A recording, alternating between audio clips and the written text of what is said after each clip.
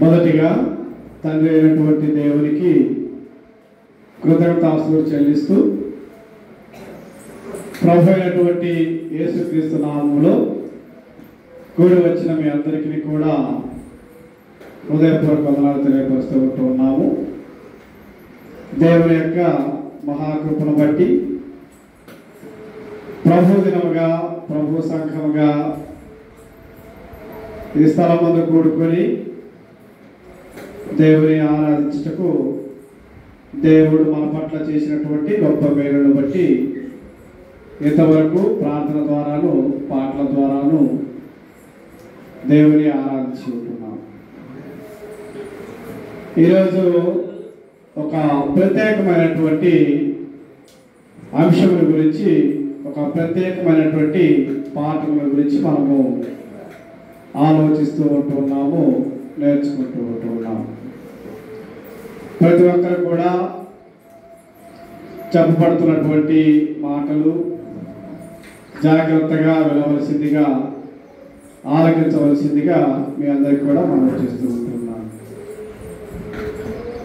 ఈరోజు మనం చెప్పుకునేటువంటి అంశము మానవుని చింత దేవుని పరిష్కారము అనేటువంటి పాఠముల గురించి ఈరోజు మనము ఆలోచన చేస్తూ ఉంటున్నాము. మానవుని చింత దేవుని పరిష్కారము అనేటువంటి పాఠాన్ని ఈరోజు మనము ఆలోచన చేస్తూ ఉంటున్నాం. మొదటిగా పరిచయాన్ని మనం చూసినప్పుడు, ఈ లోకంలో ప్రతి మానవునికి కూడా అనేకమైనటువంటి చింతలు కలవు అనేటువంటి విషయాన్ని మనం గమనిస్తూ ఉంటున్నాం. పురుషులైనా స్త్రీలైనా యవనులైనా ప్రతి ఒక్కరికి కూడా ఏదో ఒక రకమైనటువంటి చింత కలదు అనేటువంటిది ప్రతి ఒక్కరి జీవితాల్లో చూడగినటువంటి విషయం. ప్రభు అయినటువంటి యేసుక్రీస్తు ఈ లోకంలో ఉన్నప్పుడు ఏమన్నాడు అంటే, దేవుని గురించి చింతింపకుడి అని యేసుక్రీస్తు వారు చెప్పినటువంటి మాటలను మనము గుర్తు చేసుకోవాలి. తర్వాత మన ముందు ఆ మాటలు మనం చదవబోతున్నాము, నేర్చుకోబోతూ ఉంటున్నాము.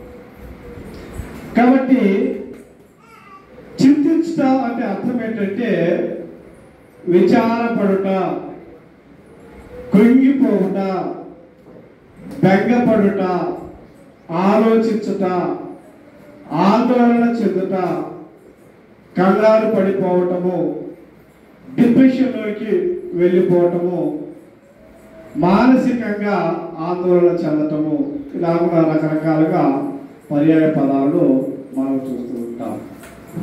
ప్రతి ఒక్కరము కూడా ఏదో ఒక స్థితిలో ఎప్పుడో ఒకసారి మన జీవితాల్లో కూడా ఇటువంటి అనుభవాన్ని మనము కలిగి ఉంటాం. అయితే పరిశుద్ధ గ్రంథం మనకి ఏమని బోధిస్తూ ఉంది అంటే, చింతించడం వలన మనం ఏమి చేయలేము. ఏది బాధపడటం వల్ల మనం ఏం చేయలేము, కృంగిపోవటం వల్ల మనం ఏమి చేయలేము, ఆందోళన చెందటం వల్ల మనం ఏమి చేయలేము, బెంగపడటం వల్ల కూడా మనము ఏమైనా చేయగలమా అంటే ఏమీ చేయలేము అనేటువంటి విషయాన్ని మరి మత్తయి సువార్తలో ఒక చక్కని వచనాన్ని మనము చూడగలం. మత్తయి సువార్త 6వ అధ్యాయము 27వ వచనాన్ని మనము గమనించినప్పుడు, నీలో నెవడు చింతించడం వలన తన ఎత్తు 3 ఎక్కువ చేసుకునగలడు. అంటే చింతించడం వలన ఏమైనా ఉపయోగం ఉన్నదా అంటే, చింతించడం వలన ఎటువంటి ఉపయోగము లేదు, ప్రయోజనము లేదు అనేటువంటి సంగతి ఇక్కడ మనకు ప్రభు అయినటువంటి యేసుక్రీస్తు వారు చెప్పబడినటువంటి మాటలలో నుంచి మనం గమనిస్తూ ఉంటున్నాం. పొడవవారు పొట్టిగా లేరు, పొట్టివారు పొడవు లేదు. అంటే మనం చింతించడం వలన ఏమీ జరిగిపోదు అనేటువంటి విషయాన్ని ఇక్కడ మనం గమనిస్తూ ఉంటున్నాం. కాబట్టి ఈ మానవుని యొక్క చింతన గురించి దేవుని పరిష్కారం గురించి ఈరోజు మనము చక్కగా ఆలోచన చేద్దాం. మానవులకు అనేకమైనటువంటి చింతలు కలవు.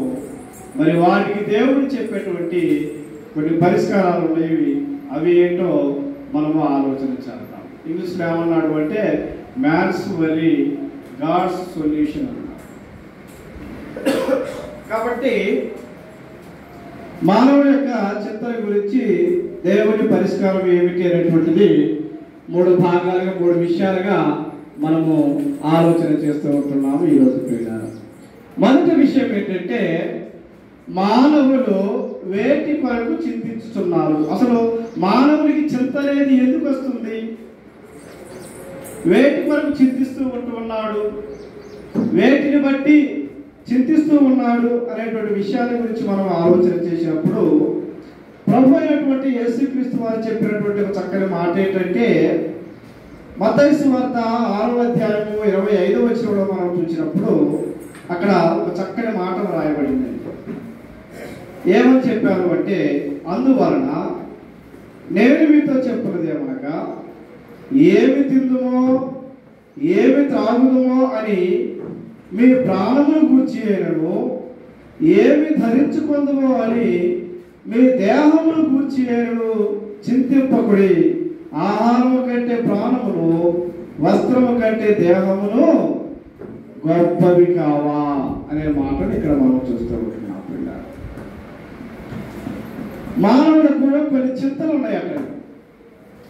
వాటిలో మొదటి విషయం ఏం చూస్తూ ఉంటున్నాము అంటే దేహము కొరకు చింతిస్తూ ఉంటాం, ప్రాణం కొరకు చింతిస్తూ ఉంటాం. ఏ బట్టలు వేసుకోవాలి, ఆదివారం వచ్చింది, ఏ బట్టలు వేసుకొని ఆరాధనకి వెళ్ళాలి, పెళ్ళిళ్ళు వచ్చినవి ఏ బట్టలు వేసుకోవాలి, ఫంక్షన్లు వచ్చినవి ఏ బట్టలు వేసుకోవాలి, ఎప్పటి నుంచి ఆలోచిస్తారండి, ఎప్పటి నుంచి చింతిస్తారు దాని గురించి? ఎప్పుడో నా ముందే అంటే ముందు నుంచే దాని గురించి గొప్ప గొప్ప గొప్ప గొప్ప ఆలోచన చేస్తూ ఉంటారు, ఆందోళన చెందుతుంటారు.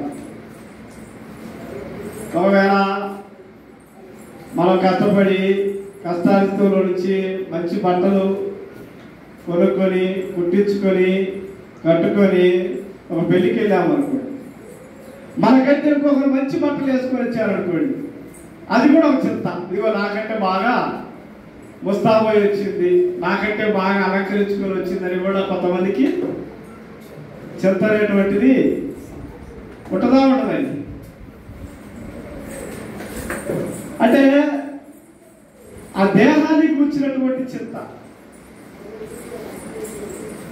బట్టల విషయంలోను, అందం విషయంలోను, అలంకరణ విషయంలోను, ఆ జుట్టు విషయంలోను, ప్రతి విషయంలో కూడా దేహానికి వచ్చి చాలా మంది కూడా చింతిస్తూ ఉంటారు. తర్వాత ఇంకా దేని గురించి అట ప్రాణముల గురించి కూడా ఏం గురించి అంటే ఏమంటున్నా అంటే ఇక్కడ ఏమి తిందుమో ఏమి త్రాగుతామో. ఏదన్నా మనం ఊరు విడిచి ఇంకో చోటుకి వెళ్ళాము, ఎన్ని రకాల ఆలోచనలు చేస్తామండి తినేదాని గురించి. వైట్ రైస్ తినాలన్నా, బిర్యానీ తినాలన్నా, రోటీలు తినాలన్నా, లేకపోతే ఇంకేమన్నా తీసుకోవాలన్నా, దాని కొరకు ఎన్ని రకాల ఆలోచనలు చేస్తామండి. రకరకాలైనటువంటి ఆలోచనలు చేస్తూ ఉంటాం. ఏ వంటకి ఇంత బాగుంటుంది, ఎక్కడ ఫుడ్ బాగుంటుంది, ఎక్కడ అందమైనటువంటి రుచులు దొరుకుతాయి. కాబట్టి మానవుడు ఎల్లప్పుడూ కూడా దేహమును గూర్చి ప్రాణమును గూర్చి చింతిస్తున్నాడు అనేటువంటి విషయాన్ని ఇక్కడ మనము చూస్తూ ఉంటున్నాం. ప్రియులారా, యేసు ప్రభువు అన్నాడు, ఏమి తిందుమో ఏమి త్రాగుదుమో అని మీ ప్రాణమును గూర్చి అయినను, ఏమి ధరించుకుందుమో అని మీ దేహమును గూర్చి అయినను చింతింపకుడి. యేసు ప్రభువు చెప్పినా వింటామా? చింతించొద్దంటే ఆగిపోతామండి, ఆగిపోతాం. ఇంకా మనము బట్టల గురించి, లేకపోతే ఆహారం గురించి, దేహాన్ని గురించి, ప్రాణం గురించి ఆలోచన చేస్తూనే ఉంటాం. ఇది ఒకటి. ఇంకా వేటి వరకు మానవులు చింతిస్తూ ఉంటున్నారు అంటే తిమోతికి రాసినటువంటి మొదటి పత్రిక 6వ అధ్యాయము 10వ వచనం చూద్దాం. తిమోతికి రాసినటువంటి మొదటి పత్రిక 6వ అధ్యాయము 10వ వచనాలు మనం చూసినప్పుడు, ఎందుకనగా చదవండి. ధనాపేక్ష సమస్తమైన కీడులకు మూలం. కొందరు దానిని ఆశించి విశ్వాసం నుండి తొలగిపోయి నానా బాధలతో తామే పొడుచుకుని. చాలండి, వీళ్ళు అలా గమనించండి. వచ్చిన బాగా నేను చదువుతాను, ఎందుకంటే మనము వీడియో రికార్డ్ చేస్తున్నాము, చాలా మంది కూడా చూస్తున్నారు కనుక వారికి అర్థం అవడానికి నేను చదివితే స్పష్టంగా ఉంది. వీళ్ళ ఇక్కడ మనం గమనించినప్పుడు ధనాన్ని గురించి కొంతమంది చింతిస్తారు, ఆస్తిపాస్తుల గురించి కొంతమంది చింతిస్తూ ఉంటారు, అప్పుల గురించి కొంతమంది చింతిస్తూ ఉంటారు. ధనము, డబ్బు లేదనుకోండి, దాని గురించిన చింత, దాని గురించిన ఆందోళన. ఒకవేళ మనకంటే ఇతరులకు కాస్త ఎక్కువ ఉందనుకోండి, దాని గురించి కూడా చింత, ఆందోళన అనేటువంటి మన జీవితాల్లో మనం చూస్తూ ఉంటాం. తర్వాత ఆస్తిపాస్తుల గురించి కూడా అంటే ఆస్తిపాస్తుల గురించి కూడా చింత ఉంటుంది. వివాహం అయింది, పిల్లలు పుట్టారు, పిల్లలు పెరుగుతున్నారు, పెద్దవారు అవుతున్నారు, వాళ్ళకి వివాహాలు చేయాలి, వాళ్ళని బాగా చూసుకోవాలి, వాళ్ళకి ఏదైనా ఆస్తిపాస్తులను కూడబెట్టాలి, సమకూర్చాలి అని ఇదొక రకమైనటువంటి చింత, ఇదొక రకమైనటువంటి ఆలోచన కూడా మనలో ఉంటూ ఉంటుంది. ఇంకోటి ఏంటంటే అప్పుల విషయాల్లో కూడా చింతండి. భార్య భర్త గురించి, భర్త భార్య గురించి, ఆయన బాగా అప్పులు చేస్తున్నాడు, ఇవి ఎలా తీర్చాలి అని చెప్పేసి కూడా చింతిస్తూ ఉంటారు. కొంతమంది ఏమంటారంటే భర్తలు, మా భార్య బాగా షాపింగ్ చేస్తుంది, అవి ఇవి కొంటున్నవి, అప్పులు అయిపోతున్నవి అని వాటి గురించి కూడా చింతించేటువంటి వారిని కొంతమందిని మనం చూస్తూ ఉంటాం. కాబట్టి ధనమును కూర్చున్నటువంటి చింత, ఆస్తిని కూర్చున్నటువంటి చింత, అప్పులను గురించి కూడా మనం చాలాసార్లు కూడా చింతిస్తూ ఉంటాం. ఇక్కడ మరి అపోస్తలుడైనటువంటి పౌలు గారు తిమోతికి చెప్తూ ఏమన్నాడు అంటే, ధనాపేక్ష సమస్తమైనటువంటి కీడులకు మూలము. ధనాన్ని ఆపేక్షించడం వల్ల ఉండాలండి, ధనం వద్దా అంటే ధనం కావాలి, కానీ ధనం ఎక్కువగా మనం దాని కొరకు ఆశించడం వలన, మనము చింతించడం వలన దాని వలన ఉపయోగం ఏమీ లేదు. ధనాపేక్ష వలన కీడు ఉంది అనేటువంటి విషయాన్ని కూడా ఇక్కడ జ్ఞాపకం చేస్తూ ఉంటుంది. దాని వలన విశ్వాసముల నుంచి కూడా తొలగిపోవటానికి అవకాశం. కొన్నిసార్లు ధనాపేక్ష అనేటువంటిది ప్రాణాలను కూడా తీసేటువంటి స్థాయికి తీసుకుని వస్తుంది అనేటువంటిది ఇక్కడ గ్రంథంలో నుంచి మనం చూడగలం. ఉదాహరణకు ఇస్కరియోతు యూదాను మనం చూడగలం. 30 వెండి నాణాల కొరకు యేసు ప్రభువును అమ్ముకున్నాడు. దానివలన ఏం జరిగిందో ఏమైనా ఉపయోగం ఉందా? ఆ డబ్బు తనతో లేదు, తను కూడా ఈ భూమి మీద లేకుండా ప్రాణము తీసుకున్నటువంటి స్థితిని కూడా మనం చూస్తూ ఉంటాం. గేహాజీ కూడా ఉన్నాడు, ధనాన్ని ఆశించాడు. ఏం జరిగింది? కుష్ఠరోగాన్ని తీసుకున్నాడు. కాబట్టి ధనం వలన కీడే ఉంది కానీ మేలు లేదనేటువంటిది కూడా, ఆ ఆపేక్ష మనకు ఉండకూడదు అనేటువంటిది కూడా ఇక్కడ మనం జ్ఞాపకం చేస్తున్నాం.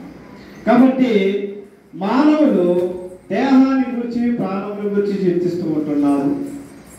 మానవులు ధనాన్ని గురించి, ఆస్తిపాస్తుల గురించి, అప్పుల గురించి కూడా చింతిస్తున్నారు అనేటువంటి విషయాన్ని ఇక్కడ మనం చూస్తూ ఉంటున్నాం. తర్వాత మూడవ విషయం ఏంటి అంటే చాలా మంది కూడా పిల్లల విషయమై కూడా చింతిస్తూ ఉంటారు. సమూయేలు మొదటి గ్రంథము మొదటి అధ్యాయంలో మనం చూడవచ్చు. ఇంకా చాలా విషయాలను కూడా మనం చూడవచ్చు. శారా విషయంలో, హన్నా విషయంలో, రాహేలు విషయంలో, ఎలిజబెత్ విషయంలో పిల్లల కోసం వారు చాలా చింతించినటువంటి పరిస్థితి మనం చూడాలి. ఆందోళన చెందినటువంటి పరిస్థితిని కూడా మనం చూడాలి. తర్వాత పిల్లలు పుట్టిన తర్వాత వారు పెరిగేటప్పుడు వారిని పెంచే విషయంలో చింత, చదివించే విషయంలో చింత,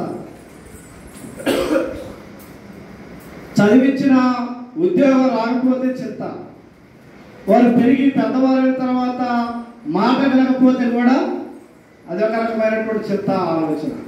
ఈరోజు చాలా మంది కూడా తల్లిదండ్రులు చెప్పేటువంటి కంప్లైంట్ ఏంటంటే మా పిల్లలు మా మాట వినట్లేదు. అటువంటి పరిస్థితుల్లో ఈరోజు మనము లోకంలో మనము చూస్తూ ఉంటున్నాం. తర్వాత వివాహాన్ని గురించినటువంటి చింత. కొంతమంది పిల్లలు పెరిగి పెద్దవారని కూడా వివాహాలు చేయలేనటువంటి పరిస్థితి, వారు ఆందోళన చెందుతూ ఉంటారు. ఉద్యోగం రాలేదని ఆందోళన చెందుతూ ఉంటారు. అనారోగ్యాన్ని బట్టి పిల్లలకు బాగలేదనుకోండి, తల్లిదండ్రులు చాలా చింతిస్తూ ఉంటారు, ఆందోళన చెందుతూ ఉంటారు. మానవులు తరచుగా మరి పిల్లల విషయమై కూడా చింతిస్తూ ఉన్నారు అనేటువంటి సందర్భాన్ని ఇక్కడ మనం చూస్తూ ఉంటున్నాం. తర్వాత నాలుగో విషయం ఏంటి అంటే కుటుంబ సమస్యలను కూర్చున్నటువంటి చింత. కుటుంబ సమస్యలను కూర్చున్నటువంటి చింత. చూడండి, కొరింథీయులకు రాసినటువంటి మొదటి పత్రిక 7వ అధ్యాయము 32 నుంచి మనము 34 వచనాల వరకు మనము చదివినప్పుడు ఇక్కడ ఒక సందర్భాన్ని మనం చూస్తూ ఉంటున్నాం.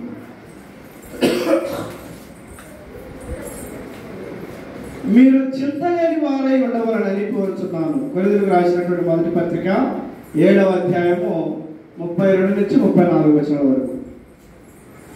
మీరు చింతలేని వారై ఉండవాలని కోరుచున్నాను. పెళ్లి కాని వాడు ప్రభువును ఎలాగూ సంతోష పెట్టగలమని ప్రభు విషయమైన కార్యములను గురించి చింతిస్తున్నారటండి. వివాహం కానటువంటి వారట ప్రభువును నేను ఎలాగ సంతోషపెట్టాలని అతడు చింతిస్తున్నటువంటి సందర్భాన్ని, ఆందోళన చెందుతున్నటువంటి సందర్భాన్ని మనం చూస్తున్నాం. నేటి దినాలలో ఇలాంటి వారు చాలా అరుదండి. పెళ్లి కాకముందు దేవుని ఎలా సంతోషపెంచాలి, దేవుళ్ళు ఎలా గడపాలి అని ఎవరైనా చింతిస్తున్నారండి? ఎవరైనా ఆందోళన చెందుతున్నారా? ఎవరు ఆందోళన చెందుతున్నారు? పెళ్లి అయిన వాడు భార్యను ఎలా సంతోష పెట్టగలని లోక విషయమైన వాటిని గురించి చింతిస్తున్నాడు. కొంతమంది ఆ పెళ్లి లేనటువంటి వారికి కూడా వారికి ఒక చింత.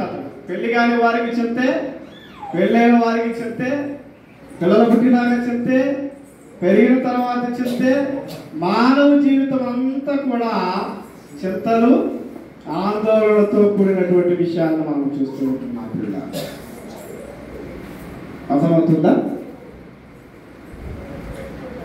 34. అటువలే పెళ్లి కాని స్త్రీయు కన్యకయు తాము శరీరమందును ఆత్మయందును పవిత్రురాండ్రై ఉండుటకు ప్రభు విషయమైన కార్యముల గురించి చింతించుదురు గాని పెళ్లి అయినది భర్తలు ఎలాగ సంతోష పెట్టగలనని లోక విషయమైన వాటిని గురించి చింతించుతుంది. మానవుడు పుట్టినది మొదలుకొని ముగింపు వరకు కూడా మన జీవితంలో చింతలు లేనటువంటి జీవితాలు ఉన్నాయంటే ఏదో ఒక సందర్భంలో చింతిస్తూనే ఉంటాం. భార్యని గురించి భర్త చింతిస్తూ ఉంటాడు, భర్తని గురించి భార్య చింతిస్తుంది. నా మాట వినట్లేదు ఆయన, నా మాట వినట్లేదు ఈమె, నేను చెప్పినట్టు నడుచుకోవట్లేదు, పిల్లల విషయమైన బాధ్యత లేదు, పిల్లలంటే పట్టించుకోవట్లేదు, మా బాగోగులను చూడట్లేదు. ఏమండి? భార్యాభర్తల మధ్యలో సమస్య, అన్నదమ్ముల మధ్యలో కూడా చింతలు, సమస్య.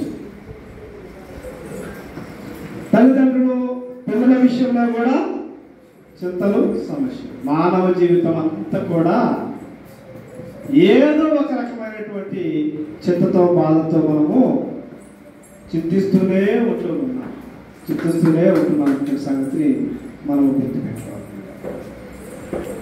తర్వాత మనం గమనించినప్పుడు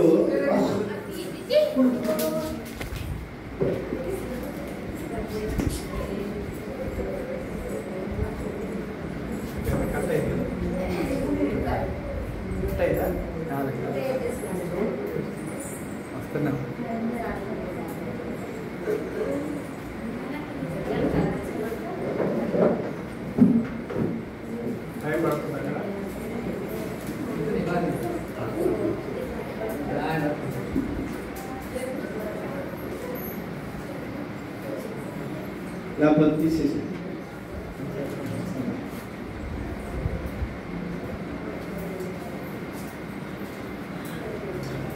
తర్వాత విషయాన్ని మనం ఆలోచన చేసినప్పుడు యెషయా గ్రంథము 43వ అధ్యాయము 18వ వచనం. యెషయా గ్రంథము 43వ అధ్యాయము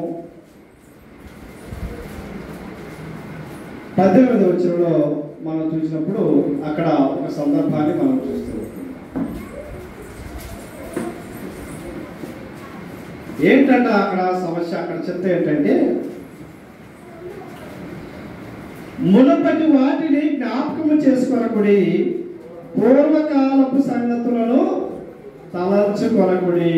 కొంతమంది ఏం చేస్తాము అంటే జరిగిపోయిన వాటిని ఊరకి గుర్తు చేసుకుంటూ పదే ఒళ్ళె వేసుకుంటూ చింతించేట్టు వారిని, ఆందోళన చెందేటువంటి వారిని కొంతమంది మనం చూస్తూ ఉంటాం.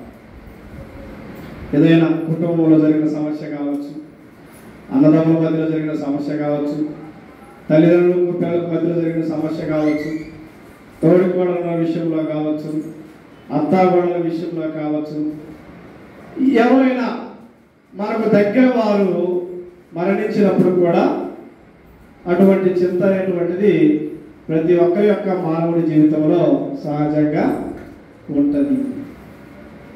కాబట్టి వాటి వలన మనము చింతించడం వలన, ఆందోళన చెందడం వలన గతించిపోయినటువంటి వాటిని, పూర్వము జరిగిపోయినటువంటి వాటిని వేటిని కూడా మనము తీసుకొని రాలేము. అది మనం గమనించవలసినటువంటి విషయం కూడా. కాబట్టి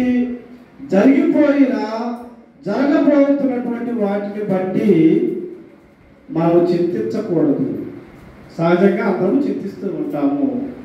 అయ్యో కొంతకాలం మాతో ఉన్నటువంటి వారు మరలా కనపడట్లేదు. కొన్నిసార్లు ఇద్దరు స్నేహితులు కలిసి బాగా ఒక 10 సంవత్సరాలు బాగా స్నేహంగా ఉండి విడిపోయినప్పుడు కూడా వారికి ఏముంటుంది, చింత అనేటువంటి సహజంగా ఉంటుంది అనేటువంటి సంగతిని కూడా ఇక్కడ జ్ఞాపకం చేస్తుంది. కాబట్టి జరిగిపోయిన వాటిని గురించి, జరగబోతున్నటువంటి వాటిని గురించి ఎప్పుడు కూడా మనము చింతించకూడదు, ఆందోళన చెందకూడదు అనేటువంటి సందర్భాన్ని, విషయాన్ని ఇక్కడ మనం జ్ఞాపకం చేస్తూ ఉంటున్నాం. కాబట్టి ఈ రకంగా మనం ఆలోచన చేసినప్పుడు ఒక్కొక్కరిది ఒక్కో రకమైనటువంటి చింత అండి. కొంతమందిది ఏమో దేహాన్ని గురించిన చింత, కొంతమంది ఏమో ప్రాణముని గురించిన చింత, కొంతమంది ఏమో ధనాన్ని గురించిన చింత, కొంతమందికి ఏమో ఆస్తిపాస్తులను గురించినటువంటి చింత, కొంతమందికి ఏమో అప్పుల విషయమైన చింత, కొంతమందికి ఏమో పిల్లల విషయమైన చింత, కొంతమందికి ఏమో కుటుంబ సమస్యల ద్వారా చింత. నీ సమస్య నాది కాదు, నా సమస్య నీది కాదు. ఒక్కొక్కరిది ఒక్కో రకమైనటువంటి చింత, ఒక్కొక్కరిది ఒక్కో రకమైనటువంటి ఆందోళన. ఇటువంటి పరిస్థితుల్లో మనం అందరం కూడా ఈ లోకంలో మనం జీవిస్తూ ఉంటున్నాం. కాబట్టి పరిశుద్ధ గ్రంథంలో మనము జాగ్రత్తగా ఆలోచన చేస్తూ ఉంటున్నప్పుడు బి పాయింట్ మనం ఏం చూస్తున్నామయ్యా అంటే, చింతించడం వలన లాభాలు ఏమి లేవు, కానీ చింతించడం వలన, ఆందోళన చెందటం వలన, డిప్రెషన్లోనికి వెళ్ళడం వలన, కృంగిపోవటం వలన, దిగజారిపోవటం వలన, బలహీన పడిపోవటం వలన అనేక నష్టాలు ఉన్నాయట. ఏమన్నాయట? అనేకమైనటువంటి నష్టాలు ఉన్నటువంటిది పరిశుద్ధ గ్రంథంలో మనం చూస్తూ ఉన్నాం.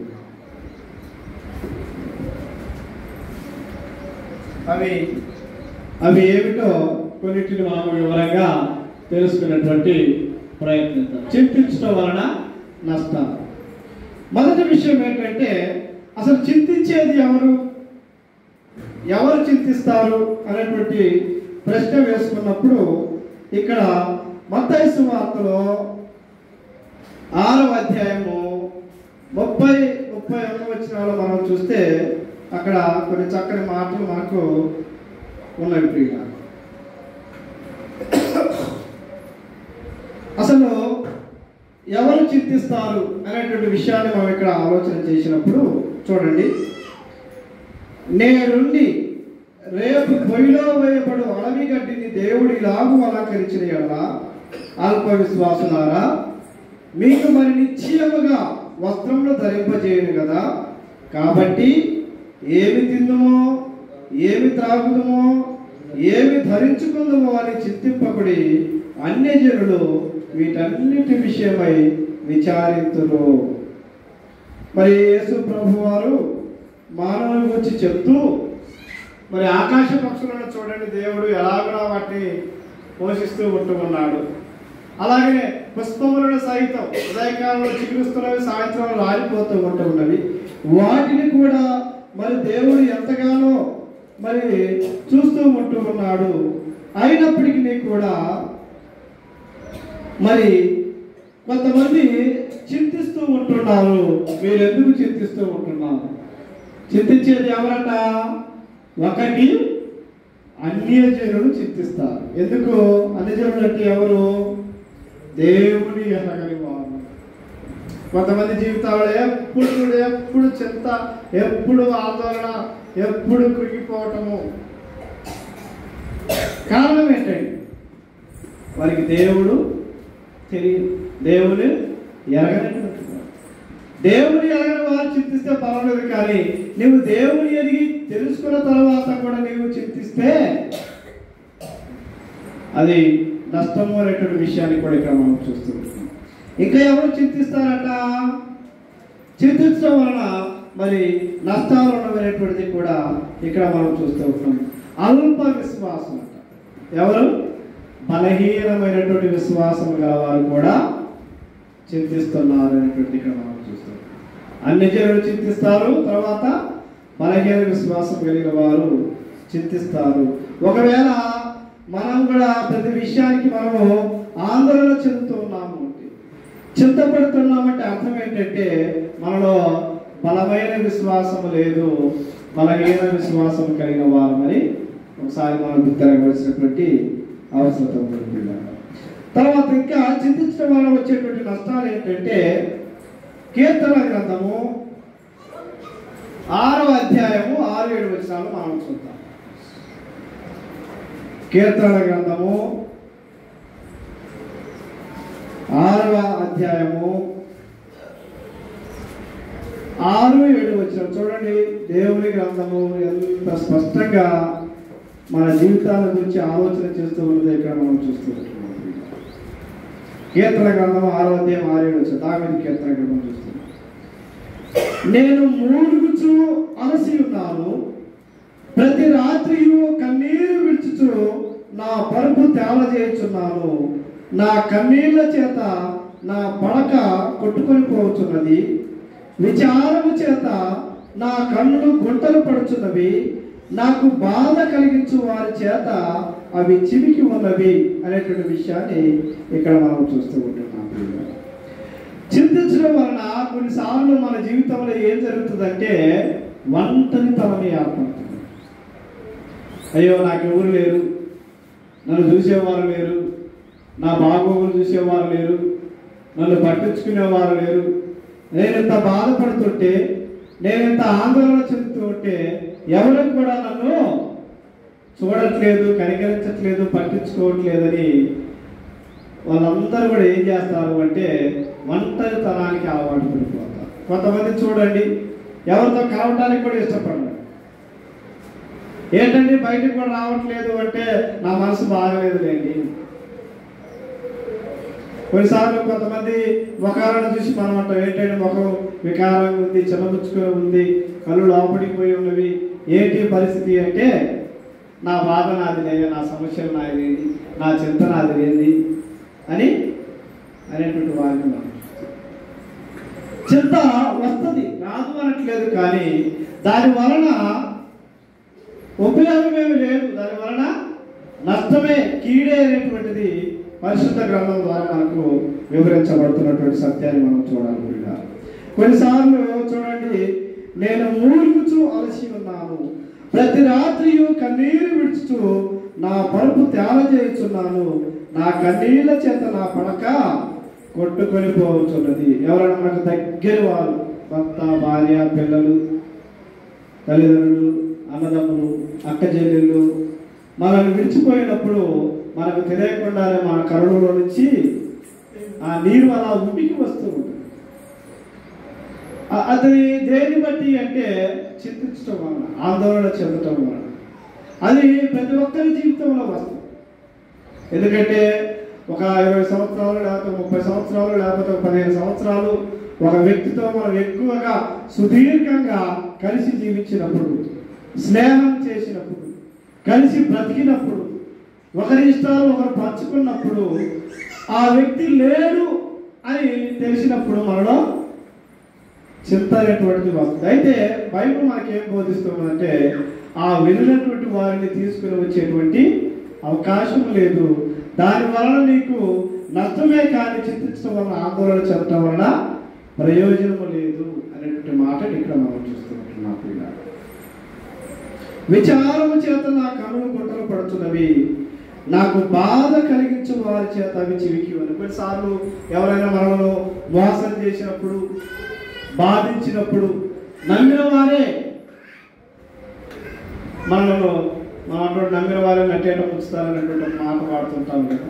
అలా జరిగినప్పుడు కూడా మనలో బాధ, చింత, వేదన, ఆందోళన అనేటువంటిది వస్తుంది. ఎందుకంటే నేను అతను అంతగా ప్రేమిస్తూ, నేను ఆ వ్యక్తిని అంతగా నమ్మితే అతను నాకు ఇలా బాధ కలిగించేటువంటి పని చేసినాడని కూడా మన జీవితంలో చింత అనేటువంటిది కలుగుతుంది.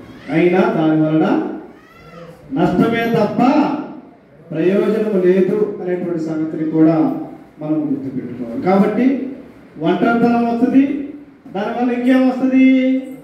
అనారోగ్యం వస్తుంది. చూడండి, ఆలోచించడం వల్ల బీపీ పెరిగిపోతుంది, షుగర్ పెరిగిపోతుంది, దానివల్ల దేహంలో అవయవాలు పాడైపోతాయి, దానివల్ల రకరకాలైనటువంటి దేహంలో మార్పులు జరుగుతాయి. కొంతమందిని మనం చూస్తూ ఉంటాం కదా, ఎవరైనా బాగలేనప్పుడు ఏంటంటే బాగలేదంటే అయ్యా కొడుకు చనిపోయిన కానించి ఇట్లా ఉన్నారు, కూతురు చనిపోయిన కానించి ఇట్లా ఉన్నారు, పిల్లలు చనిపోయిన కానించి ఇలా ఉన్నారు, బంధువులు చనిపోయిన కానించి ఇలా. కారణం ఏంటి అంటే చింతించడం వలన వచ్చేటువంటి నష్టం. కాబట్టి చింతించడం వలన మరి ఒంటరితనం అనేటువంటిది ఏర్పడుతుంది, అనారోగ్యం అనేటువంటిది వస్తుంది అనేటువంటి విషయాన్ని కూడా మనం చూస్తాం. తర్వాత మరొక విషయాన్ని కూడా మనం ఆలోచన చేసినప్పుడు కీర్తన గ్రంథము 115వ అధ్యాయము 17వ వచనాన్ని మనం చూద్దాం. కీర్తన గ్రంథము 115వ అధ్యాయము 17వ వచనం. మృతులను మరణ స్థితిలోనికి దిగిపోవు వారును యెహోవాను స్తుతింపరు. అంటే చింతించడం వలన ఏం జరుగుతుంది అంటే మన జీవితంలో అన్నిటిపైన ఆసక్తి తగ్గిపోతుంది. ఏం తగ్గిపోద్ది? ఆసక్తి తగ్గిపోతుంది. చూడండి, ఉదాహరణకు స్త్రీలకు ఏదో ఆలోచన ఉంది, వాళ్ళకు ఏదో ఆందోళన ఉంది. వారు వంట చేసేటప్పుడు ఏం జరుగుతుంది అంటే అన్నం సరిగా ఉడకపోవటము, కూరలో ఉప్పు వేయకపోవటము, కారం వేయకపోవటము, పసుపు వేయకపోవటము, లేకపోతే మాడిపోవటము, లేకపోతే మరిచిపోవటం అనేటువంటిది జరుగుతుంది. కారణం ఏంటండి? అంటే ఏదో ఆందోళనలో ఉన్నారు. దాన్ని బట్టి వాటి మీద వారికి ఆసక్తి తగ్గిపోతూ ఉంటుంది. ఇంట్లో వాళ్ళు అడిగినప్పుడు ఏంటి ఈరోజు ఇలా ఉంది అంటే, ఈరోజు కనుక నేను వేరే ఆలోచనలో ఉన్నాను. పురుషులకు కూడా కొన్నిసార్లు మనము ఏదో పని మీద వెళ్తాం సెంటర్, ఆ వెళ్ళినటువంటి పని మర్చిపోతాం, ఇంకొక పని వైపు వెళ్ళిపోతుంటాం. కారణం ఏంటంటే, అయ్యో నేను వచ్చినటువంటి పనిని మర్చిపోయాను అంటే ఏంటి అర్థము? నువ్వు వెళ్ళిన పని కాకుండా నీ మనసులో ఇంకా ఏదో ఆలోచన, ఏదో ఆందోళన ఉన్నది, ఏదో నీకు చింత ఉన్నది. కాబట్టి అక్కడ కూడా పురుషులు అతీతులు కారు, స్త్రీలు కూడా అతీతులు కారు అనేటువంటి విషయాన్ని ఇక్కడ మనం గమనించగలం. కాబట్టి చూడండి, చింతించడం వలన విశ్వాసములో బలహీన పడిపోతారు. తర్వాత ఎవరితో కలవకుండా ఒంటరితనానికి అలవాటు పడిపోతారు. తర్వాత దాని వలన అనారోగ్యం కొని తెచ్చుకుంటాము. తర్వాత అన్నిటిపై కూడా రాను రాను ఆసక్తి తగ్గిపోతుంది. కొంతమంది చూడండి, కొన్నిసార్లు ఆదివారం ఆరాధనకు వెళ్ళడం కూడా మంచిది. ఏంటండి అంటే, నాకెందుకు ఆసక్తి ఉండట్లేదండి అంటే, తనలో ఏదో ఆందోళన, చింత అనేటువంటిది వారిలో ఉన్నది అనేటువంటి విషయాన్ని మనం గుర్తించవలసినటువంటి అవసరం ఉంది. ఇంకా చింతించడం వల్ల వచ్చేటువంటి నష్టాలు ఏంటంటే, దానియేలు గ్రంథము 7వ అధ్యాయము 15వ వచనంలో మనం చూసినప్పుడు, అక్కడ మనం గమనించినప్పుడు మానసిక సమస్యలు కూడా తలెత్తుతాయి.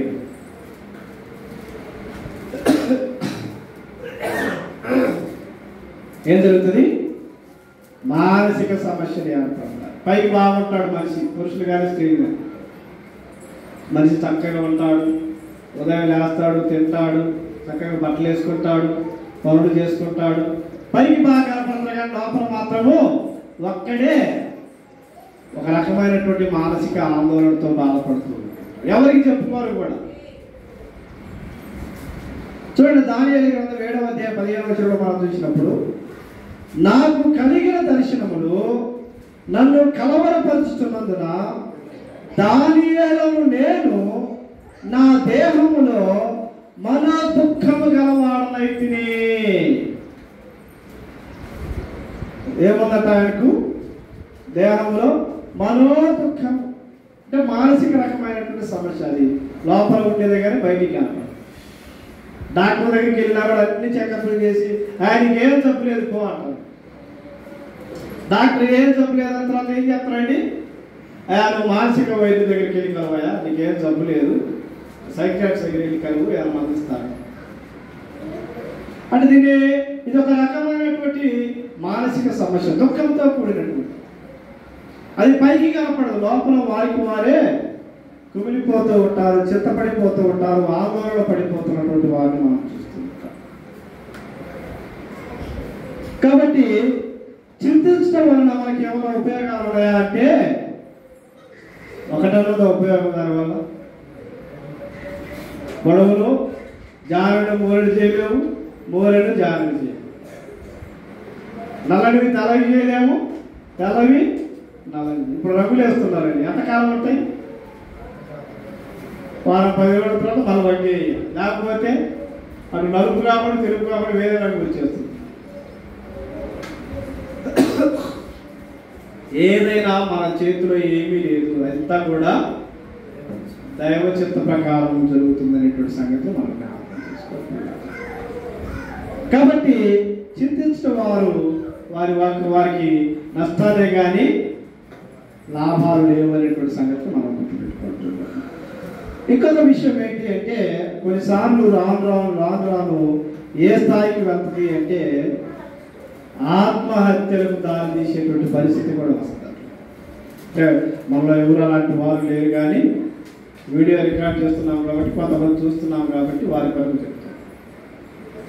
కొంతమంది చూడండి, దేవుడు ఇచ్చినటువంటి చక్కని జీవితాన్ని జాగ్రత్తగా కాపాడుకోలేక మధ్యలోనే వారి జీవితాలను వారి చేతులారా కోల్పోతున్నటువంటి వారు.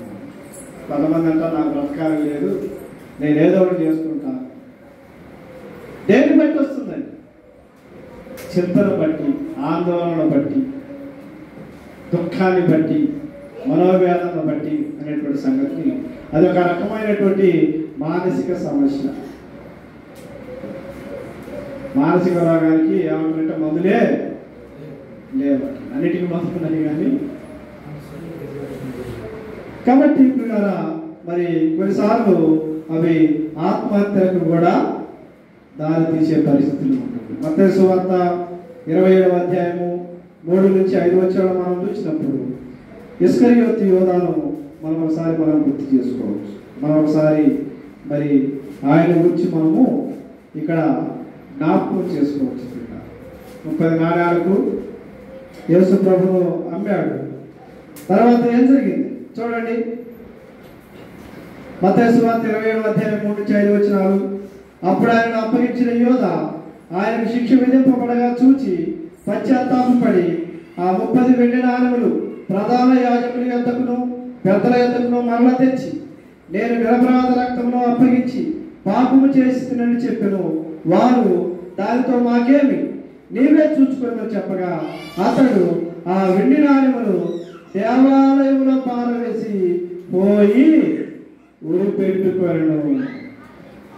తనగా ఆపేక్షించాడు, తన వరకు ఆశించాడు.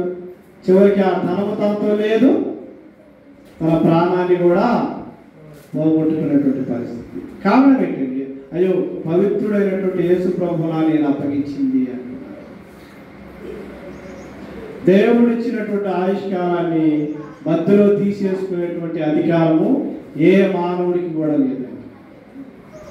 ఒకవేళ వచ్చింది నీకు చింత, దానికి దేవుడు కొన్ని పరిష్కారాలు చెప్పాడు, దానికి దేవుడు చక్కని ఆలోచన చెప్పాడు, దానికి దేవుడు చక్కని మార్గాన్ని కూడా చూపించాడు. వాటిలో మనము కొనసాగించవలసినటువంటి అవసరం ఉంది. ఎవరు తొందరగా ఆత్మహత్యలకు ముందుకు వెళ్తారంటే పిరికివారు, బలహీన విశ్వాసం కలిగినటువంటి వారు, దేవుని ఎరగినటువంటి వారు. ఒకవేళ నీకు చింత ఉంది, నీకు బాధ ఉంది, నీకు దుఃఖము ఉంది, నీకు ఆందోళన ఉంది, బలహీనమైనటువంటి విశ్వాసంలో పడిపోయావు, ఏం చేయాలో తెలుసా? నీ సహోదరుడితో పంచుకోవాలి, నీ సహోదరితో పంచుకోవాలి. పురుషులైనా స్త్రీలైనా గమనించండి, మనము మనసు విప్పి మాట్లాడుకున్నటువంటి వ్యక్తులు కొంతమంది మన జీవితంలో ఉంటారు. ఒకరు కావచ్చు, ఇద్దరు కావచ్చు, ముగ్గురు కావచ్చు. ఇంట్లో జరిగే ప్రతి విషయాన్ని కూడా మనం వాళ్ళకి ఏం చేస్తామంటే పిన్ టు పిన్ అంటే గుండు సూరితో సహా చెప్తామంటారు చూడు. అట్లా ప్రతి విషయాన్ని కూడా మనము ఏం కూర వండుకుంది, ఏం తినది, ఉదయం ఏం టిఫిన్ చేశాము, ఎక్కడికి వెళ్ళాము, ఉదయము మధ్యాహ్నం ఏం చేస్తున్నాము, రాత్రి ఏం చేస్తున్నాము అని కొంతమందితో అన్ని విషయాలు పంచుకుంటాము. అవునా కదా? అలాంటి వారి దగ్గరికి వారితో మన సమస్యల గురించి మనం చెప్పుకున్నప్పుడు వాళ్ళు ఏం చేస్తారంటే మనకు మంచి సలహా ఇస్తారు. ఒకవేళ ఇక్కడ ఇస్కరియోతు యూదా కూడా అపోస్తలుల దగ్గరికి వెళ్ళి, అయ్యా మరి నేను ఇటువంటి పాపం పనికి ఒడిగట్టాను, పశ్చాత్తాపడుతున్నాను, నాకు ఒకవేళ ఏదైనా మార్గం ఉన్నదా అని ఆలోచించి తనతో ఉన్నటువంటి వారిని ఇలా అడిగినట్లయితే యోధ ఉరిపెట్టుకున్నటువంటి పరిస్థితి రాకపోవచ్చు. కానీ అతను ఏం చేశాడంటే ఎవరి సలహా తీసుకోలేదు, ఎవరికి కూడా తనలో ఉన్నటువంటి బాధను చెప్పాలి. దానివలన అతనికి నష్టం. నీ వెళ్ళటమే కాదు, నీతో పాటుగా భార్య పిల్లలు అనాథలు ఏమైపోతారు, భర్త అనాథైపోతూ ఉంటారు. అయిన వారు పోగొట్టుకున్నటువంటి వారు మళ్ళీ నీ వలన వారిని బాధ పెట్టిన వారు. కాబట్టి ఆత్మహత్యలు చేసుకునేటువంటి అధికారం ఎవరికి కూడా లేదు. దేవుడు నీకు ఎంత ఆశీర్వాదం ఇస్తే ఇచ్చిన దానిలో నుంచి నువ్వు జాగ్రత్తగా నీ జీవితాన్ని కాపాడుకోవలసినటువంటి అవసరం ఉన్నది అనేటువంటి ఇక్కడ మనం చూస్తున్నాం. కాబట్టి పిల్లరా, చింతించడం వలన నష్టమే కానీ లాభాలు లేవు. చింతించడం వల్ల ఏం జరుగుతుంది? విశ్వాసం బలహీనపడిపోతుంది, ఒంటరితనం ఏర్పడుతుంది, అనారోగ్యం కలుగుతూ ఉన్నది, అన్నిటిపై ఆసక్తి తగ్గిపోతుంది, మానసిక సమస్యలు వస్తాయి, చివరికి ఆత్మహత్యలకు కూడా దారి తీసేటువంటి పరిస్థితులు వస్తాయి. కాబట్టి అనేకమైన నష్టాలు ఉన్నాయి. కాబట్టి చింతను మనము దగ్గరికి రానివ్వకూడదు. ఇది మనకు దేవుని యొక్క గ్రంథం బోధిస్తూ ఉంటుంది. మరి మనం ఏమంటామంటే, మీరు ఎన్నైనా చెప్పండి, అయినా ఒక్కోసారి నాకు బాధ కలుగుతుంది, చింత వస్తుంది, ఆందోళన చెప్తున్నాను, ఎందుకో తెలియదు, బాగుంటాను, అప్పటికప్పుడే అనుకోకుండా మరి కొన్ని పరిస్థితుల్లో మరి నాకు అలా ఉంటుంది. మరి ఏంటి పరిష్కారం అన్నప్పుడు దేవుడే చెప్పాడు పరిష్కారం. చూడండి, మానవుని గురించి దేవుడు ఎంత గొప్పగా ఆలోచన చేస్తూ ఉన్నాడు. ఇక్కడ మనం చూడండి, నీకెవరు లేకపోయినా ఎవరున్నారో నీ కొరకు ఆలోచన చేసేవారు పరలోకమందు మనకు దేవుడు ఉన్నాడని సంగతి. చింతను ఎలా జయించాలి, చింతలను ఎలా అధిగమించాలి, చింతలను ఎలా ఎదుర్కోవాలి. ఆందోళన పడుతున్నావు, బాధ వచ్చింది, దుఃఖం వచ్చింది, నిస్సహాయ స్థితిలో ఉన్నావు. కొన్నిసార్లు ఎవరూ లేరు, నేను ఒక్కడినే, నా వైపు చూసేవారు లేరు, నాకు సహాయం చేసేవారు లేరు, నన్ను కనికరించేవారు లేరు అని కొన్నిసార్లు మనం అనుకుంటూ ఉంటాం. అటువంటి సమయంలో దేవుని యొక్క గ్రంథం మనము ఆ చింతలో నుంచి బయటపడటానికి, ఆ బాధలో నుంచి బయటికి రావటానికి, ఆ ఆందోళనను జయించటానికి దేవుడు కొన్ని పరిష్కారాలను చూపించాడు. వాటిని చెప్పుకొని మనం ముగించుకున్నాం. మొదట ఏమన్నాడు అంటే, ఆయన రాజ్యమును నీతిని వెనకాలి. మత్తయి సువార్త 6వ అధ్యాయము 33వ వచనంలో మనందరికీ తెలిసినటువంటి మాటే, కంఠస్థంతో కూడినటువంటి మాటనే మనం చాలాసార్లు అనుకుంటాం. కాబట్టి మీరు ఆయన రాజ్యమును నీతిని మొదట వెతకుడి, అప్పుడు అవన్నీ మీకు అనుగ్రహింపబడును. ఏమేమండి? అనారోగ్య విషయంలో ఆరోగ్యం, ధనం విషయంలోను, ఆస్తిపాస్తుల విషయంలోను, అప్పుల విషయంలోను, మన చింత అంతా కూడా దేవుడు ఏం చేస్తాడట? తీసేస్తాడు. ఎప్పుడు? దేవుని రాజ్యాన్ని నీతిని వెతికినప్పుడు. ఎప్పుడెప్పుడు ఎతకాలండి? నువ్వు క్రీస్తులోనికి బాప్తిసం పొందినది మొదలుకొని మనము మరణించేంత వరకు కూడా దేవుని రాజ్యాన్ని గురించి, నీతిని గురించి వెతుకుతూనే ఉండాలి, నేర్చుకుంటూ, తెలుసుకుంటూ, పాటిస్తూ వెళ్తే ఆ చింతలో నుంచి మనం బయటపడడానికి అవకాశం. అందుకే కొన్నిసార్లు మనం ఎవరికైనా మరి ఇబ్బందులు ఉంది, బాధలో ఉన్నారు అన్నప్పుడు ఏం చెప్పాలంటే, మా చక్కగా ఇంట్లో కూర్చొని ప్రార్థన చేసుకో, పాటలు పాడుకో, వాక్యం చదువుకో. ఎందుకండి? వాక్యం బలపరుస్తుంది, వాక్యం ఆదరిస్తుంది, వాక్యం ప్రోత్సహిస్తుంది. వాక్యము నువ్వు ఎలా నడుచుకోవాలో, ఎలా బ్రతకాలో, ఎలా ప్రవర్తించాలో, ఎలా జీవించాలో, ఎలా దేవుని సంతోషపరచాలో అనేకమైన విషయాలు కూడా నీకు దేవుని యొక్క వాక్యం నేర్పిస్తుంది. క్రైస్తవులు, దేవుని పిల్లలైనటువంటి వాళ్ళు చింతలను జయించాలి అంటే ఏం చేయాలి, అధిగమించాలంటే ఏం చేయాలంటే దేవుని రాజ్యమును నీతిని వెతికే వారిగా ఉండాలని ఇక్కడ మనం చూస్తూ ఉంటున్నాం. రెండో విషయం ఏంటంటే, దేవుడు శక్తిమంతుడు అని నమ్మాలండి. ఏ నమ్మాలా? దేవుడు శక్తిమంతుడు అని నమ్మాలండి. చూడండి, మత్తయి సువార్త 6వ అధ్యాయం 26 నుంచి 30 వచనాలు మనం చూసినప్పుడు ఇక్కడ ఆకాశ పక్షులను గురించి, మరి పుష్పాలను గురించి, అడవి పూలను గురించి రాయించబడినటువంటి సందర్భాన్ని మనం చూస్తున్నాం. ఆకాశ పక్షులకు గూళ్ళు ఉన్నాయా? సొంత స్థలాలు ఉన్నాయా? ఇల్లు ఉన్నాయా? అవి ఎప్పుడు ఎక్కడ ఉంటాయో తెలియదు, కానీ దేవుడు వాటికి కావలసిన ఆహారాన్ని సమృద్ధిగా ఇస్తుంది. అడవి పువ్వులు సైతం అన్నాడు. చూడండి, 20 వస్త్రములను గురించి మీరు చింతింపనేలా, అడవి పువ్వులు ఎలా వెలుగుతున్నాయో ఆలోచించుడి, అవి కష్టపడవు, వడకు. 30 నేడుండి రేపు పొయ్యిలో వేయబడు అడవి గడ్డిని దేవుడు ఇలాగూ అలంకరించిన ఎడల అల్ప విశ్వాసులారా మీకు మరి నిశ్చయముగా వస్త్రములు ధరింపజేయము కదా. దేహాన్ని గురించి, ప్రాణముల గురించి, ఏమండి, ఇంకా ధనాన్ని గురించి, ఆస్తిని గురించి, అప్పుల గురించి, పిల్లల గురించి, కుటుంబ సమస్యల గురించి, జరిగిపోయిన వాటిని గురించి, జరగబో వాటిని గురించి ఏం చేయొద్దట? చింతించొద్దు. ఆకాశ పక్షుల కంటే మీరు శ్రేష్ఠులు, వాటికంటే మీరు గొప్పవారు.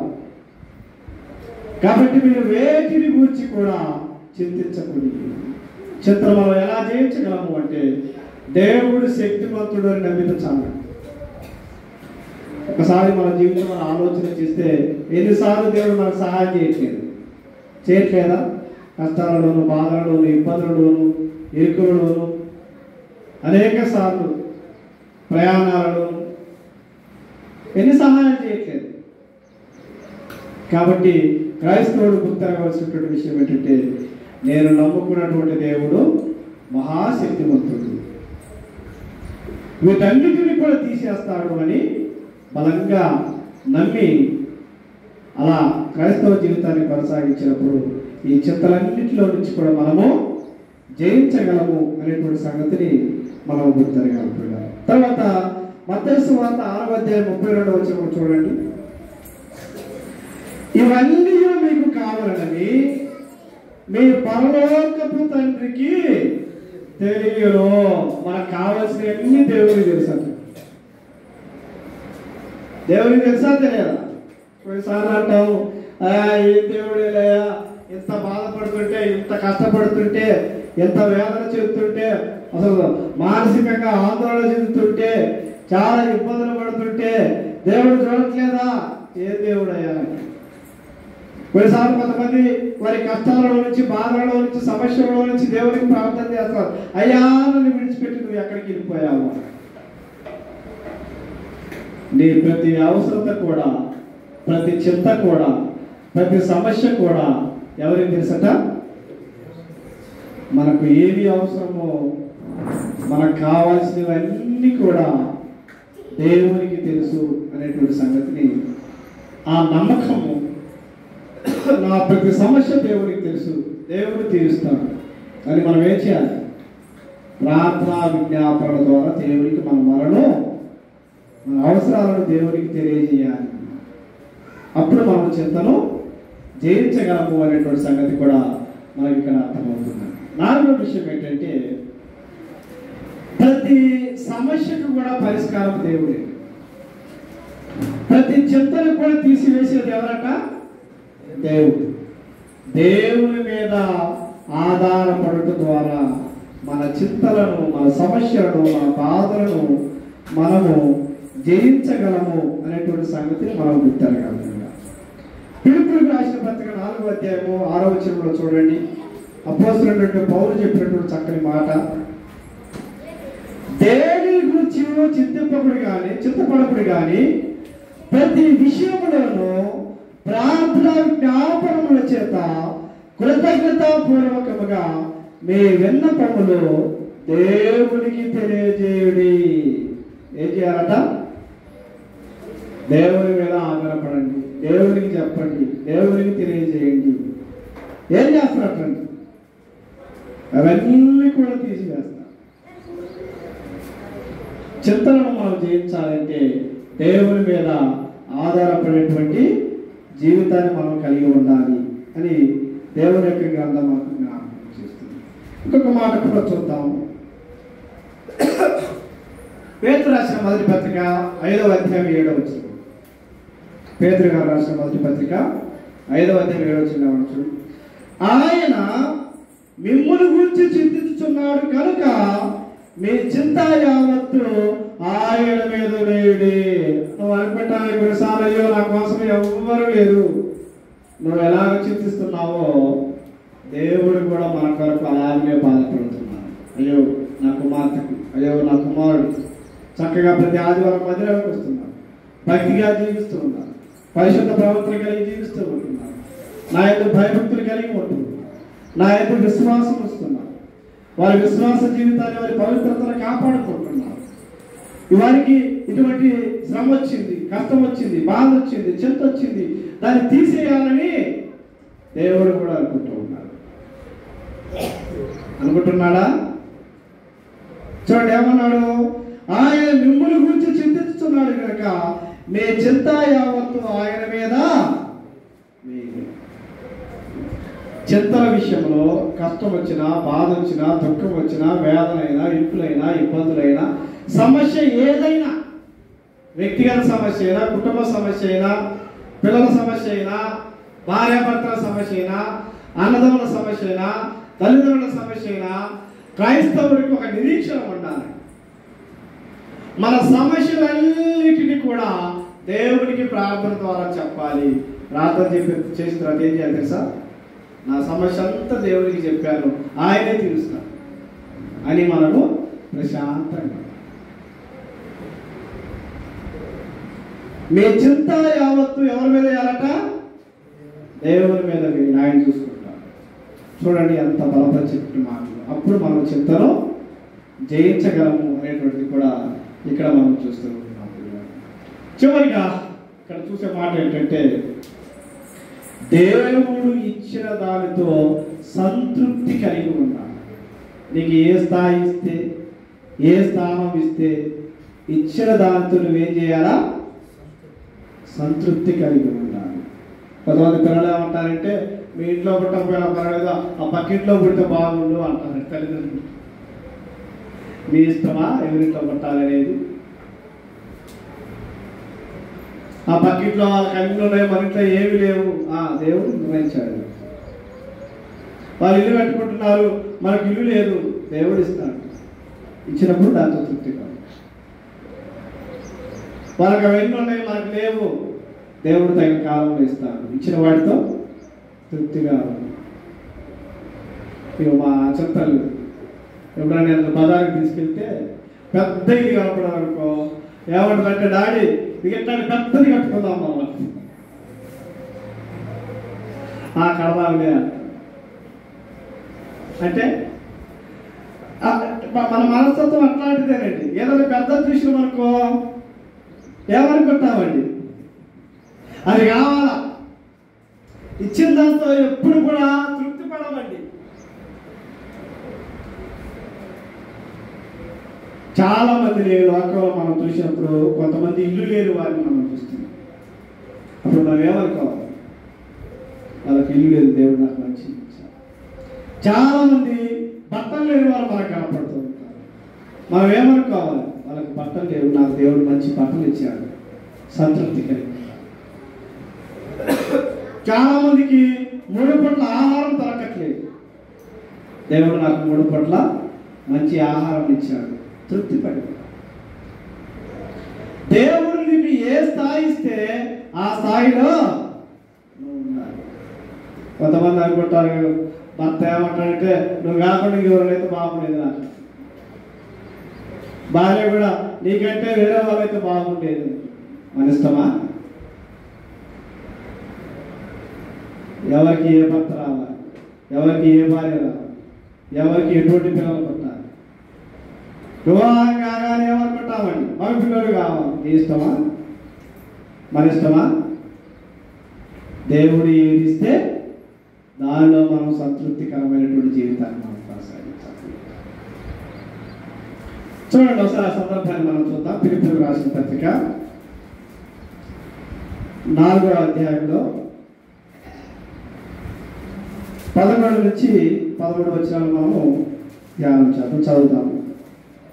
చూడండి, అపోస్తలుడైన పౌలు చెప్పినటువంటి మాట ఫిలిప్పీయులకు రాస్తే ఇక్కడ, నాకు కొనువ కలిగినంత నేనేలాగూ చెప్పడం లేదు, నేను ఏ స్థితిలో ఉన్నానో ఆ స్థితిలో సంతృప్తి కలిగి ఉండడం నేర్చుకున్నాను.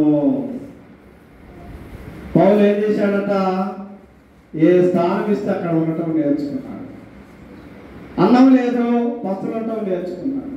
నీళ్ళు లేవు, ఎదురు చూడటం నేర్చుకున్నాడు. ఉన్నాడా లేదా? ఎప్పుడన్నా దేవుడు ఏమయ్యా నాకు నీళ్ళు వేయలేదు, అన్నం పెట్టలేదు, బిర్యానీ పెట్టలేదు అన్నడా? ఏ స్థాయిలో దేవుడు మీరు ఉంచితే ఆ స్థాయిలో ఉండటం నేర్చుకుంటాం. మనం కూడా దేన స్థితిలో ఉండలేగుతును, సంపన్న స్థితిలో ఉండలేగుతును, ప్రతి విషయంలోను అన్ని కార్యములోను కడుపు నిండి ఉంటకును, ఆకలి కొని ఉంటకును, సమృద్ధి కలిగి ఉంటకును, లేమిలో ఉండటం కూడా నేర్చుకున్నాను. ఏమి లేదు, ఏమి లేదు అడగదు, అన్నీ ఉన్నాయి, అట్లనే ఉన్నాడు. ఏమి లేనప్పుడు దిగజారిపోలేదు, అన్నీ ఉన్నప్పుడు కలిగించలేదు. మనకైతే కొద్దిగా డబ్బు రాగానే ఒక మంచి ఇల్లు కట్టు కాగానే, కొద్దిగా పిల్లలకు ఉద్యోగం రాగానే, కొద్దిగా కుటుంబం పచ్చబడగానే ఏమంటామండి? కారణం కాస్తాం, నాకంటే గొప్ప లేడు మా ఊళ్ళో. అలా మనము దేవుడు ఏ స్థానం ఇస్తే ఆ స్థానంలో మనం ఏం చేయాలి? అది దేవుని ఆశీర్వాదం అని గుర్తిరిగి ఆ స్థానంలో ఉండడానికి మనం నేర్చుకోవాలి. తర్వాత చూడు, నన్ను బలపరచు వారి ఎందే నేను సమస్తమును చేయగలను. కాబట్టి ప్రియులారా, దేవుడు మనకు ఏ స్థాయి ఇస్తే, ఏ స్థానం ఇస్తే ఆ స్థానంలో, ఆ స్థాయిలో ఉన్నదాన్ని బట్టి ఎదుటి వారిని చూసి కోరికలకు పోకుండా ఆశలను నిగ్రహించుకొని అదుపులో ఉంచుకొని దేవుడు నాకు ఇచ్చినటువంటి జీవితం అని ఇచ్చిన దాన్ని బట్టి సంతృప్తి కలిగి ఉండటం ద్వారా మన చింతనన్నిటిని కూడా జయించగలం. ఇది చింతనకు వచ్చినటువంటి ఎలా జయించాలి? దేవుని రాజ్యాన్ని నీతిని వెతకడం ద్వారా చింతనను ఆందోళన చేయించగలం. దేవుడు శక్తిమంతుడైన నమ్మడం ద్వారా చింతను ఆందోళన చేయించగలము. మనకు కావాల్సినవి, నాకేం కావాలో దేవుడికి తెలుసు, దేవుడు చూసుకుంటాడు అని అనుకోవడం ద్వారా నువ్వు ఆందోళన నుంచి, చింతన నుంచి బయటకు రావడానికి అవకాశం ఉంది. దేవుడి మీద ఆధారపడటం ద్వారా, దేవుడికి ప్రార్థన చేశాను, దేవుడికి అన్ని చెప్పేశాను, దేవుడే చూసుకుంటాను అని నమ్మటం ద్వారా చింతన చేయించగలము. దేవుడు ఇచ్చినటువంటి దాన్ని బట్టి ఉన్నదానిలో నువ్వు తృప్తిగా బ్రతకగలిగితే చింతనను కూడా మనము జయించగలము. ముగింపు భాగం వచ్చినప్పుడు మనల్ని రక్షించువాడు దేవుడే. యెషయా గ్రంథము 46వ అధ్యాయం 3-4 వచనాలు. యెషయా గ్రంథము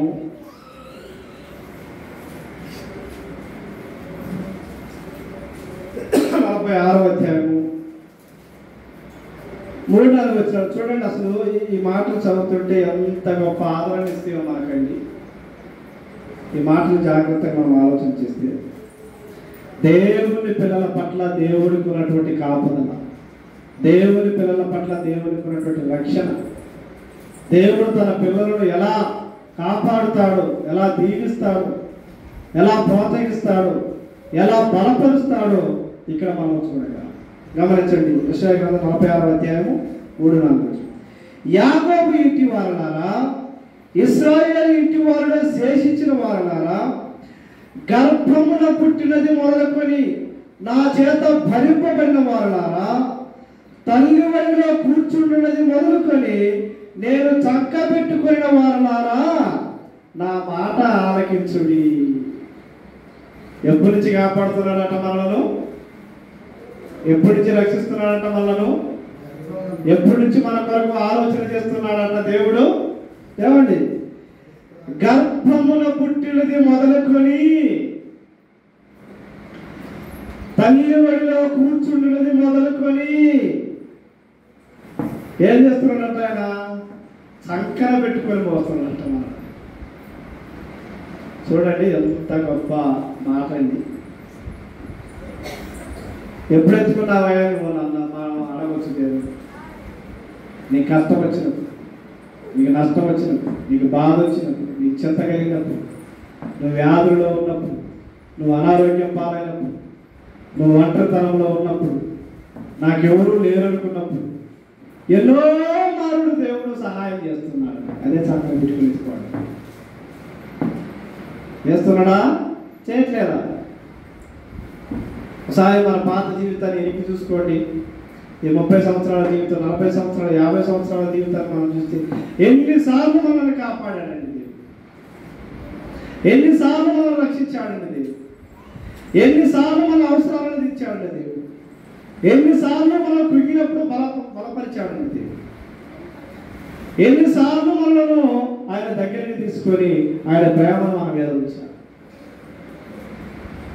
4వ వచనం చూడండి. ముదిమి వచ్చు వరకు నిన్ను ఎత్తుకుని వాడను నేనే. ఎప్పుడంట? గర్భమున పుట్టినది మొదలుకొని, తల్లి ఒడిలో కూర్చున్నది మొదలుకొని, ముదిమి వచ్చు ముసలి ప్రాయం వచ్చేంత వరకు కూడా ఏం చేస్తాడంట దేవుడు? ఎత్తుకుంటాడంట. మన గురించి ఆలోచన చేస్తూ ఉంటున్నాడు. తల వెంట్రుకలు నెలయి వరకు నిన్ను ఎత్తుకుని వాడును నేనే. ఏమండి, తల్లిదండ్రులు ముసలివారైపోయారు, అత్తమామలు ముసలివారైపోయారు, వాళ్ళు చెప్పారనుకోండి, ఏమంటామండి? అలా చాలస్తాం రండి వదిలిపెట్టండి. కానీ దేవుడు నిన్ను ఎత్తుకునేది నేనే, నిన్ను కాపాడేది నేనే, నీ భారం మోసేది నేనే, నీ అవసరాలను తీర్చేది నేనే అని మనకు బలపరుస్తూ ఉంటున్నప్పుడు నేనే చేసి ఉన్నాను, చక్కబెట్టుకుని వాడును నేనే, నిన్ను ఎత్తుకొనుచు రక్షించు వాడును నేనే.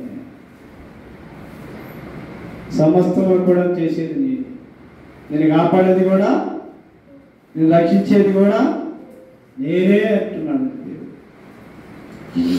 సహజంగా ముసలాం మనం ఏం చేస్తాం? వదిలేస్తాం. తల నడవటం అంటే, తల వెంట్రుక 20 వరకు అంటే తలను చుట్టున్నాం.